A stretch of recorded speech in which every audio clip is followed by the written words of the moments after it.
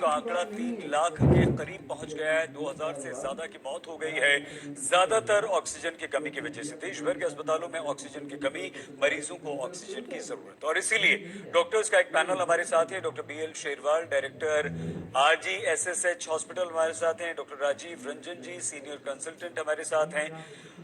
आचार्य साध्वी प्रतिष्ठा जी हमारे साथ हैं, और डॉक्टर परमेश्वर अरोड़ा जी हैं।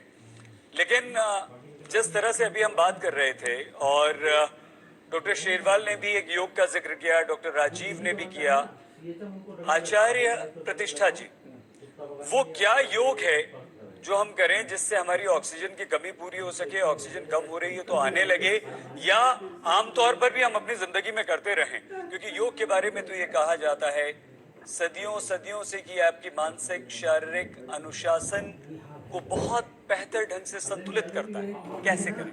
जी जी, बहुत सुंदर बात आपने कही।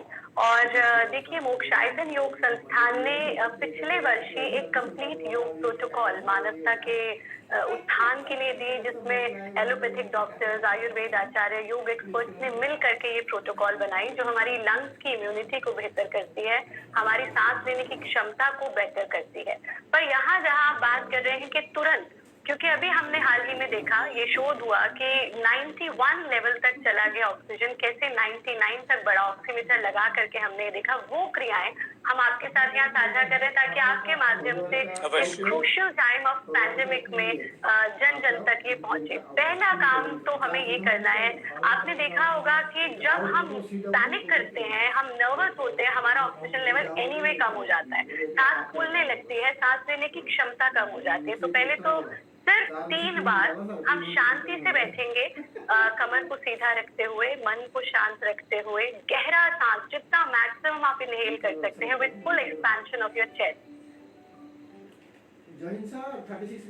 और फिर मुंह का पाइप बना करके हमें सांस छोड़नी है।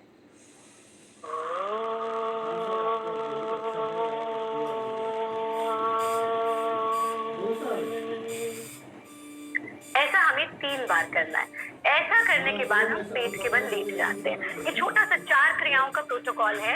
इस प्रकार से पेट के बल लेटना, और अपने दाएं हाथ को हम 90 डिग्री के एंगल पर ले आते हैं, बाएं हाथ को सीधा कर देते हैं। अब जो हाथ फोल्ड हुआ है वही पैर फोल्ड कर देंगे।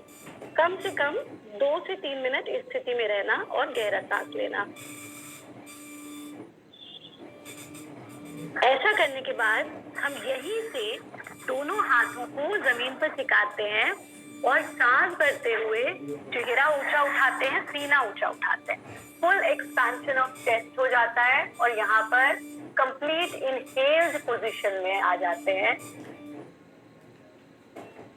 डायफ्राम तक हम सांस के प्रवाह को अनुभव कर पाते हैं।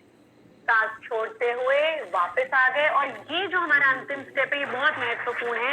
यहाँ पर हम अपने हाथों का ही तकिया बना लेते हैं, पैरों को खोल लेते हैं और अपने सर को अपने हाथों पर टिका देते हैं। इस स्थिति में रुकेंगे। अब इससे पहले जो जो आपने किया, उसमें आपका चेस्ट का एक्सपेंशन हुआ, लंग्स का एक्सपेंशन हुआ। फिर यहाँ पर रुक करके अपनी श्वास पर पूरा ध्यान टिकाना, और जब हम इसे ऑक्सीमीटर के साथ भी करते हैं, तो हमने देखा कि 91 लेवल से 99 तक ये गया है। इसके साथ एक चीज और मैं यहाँ पर आपके चैनल के माध्यम से लोगों को बताना चाहूंगी कि 4 स्टेप्स का प्रोटोकॉल शाम को सभी लोग एज प्रिवेंशन भी, इनफैक्ट जो लोग अभी रिकवर कर रहे हैं वो भी महसूस कर रहे हैं कि सांस लेने में तकलीफ है, नाक में ड्राइनेस है, गले में सूखापन अनुभव हो रहा है, उसमें सिर्फ 4 स्टेप्स करें, यानी इन क्रियाओं का अभ्यास करें। ये पहला स्टेप।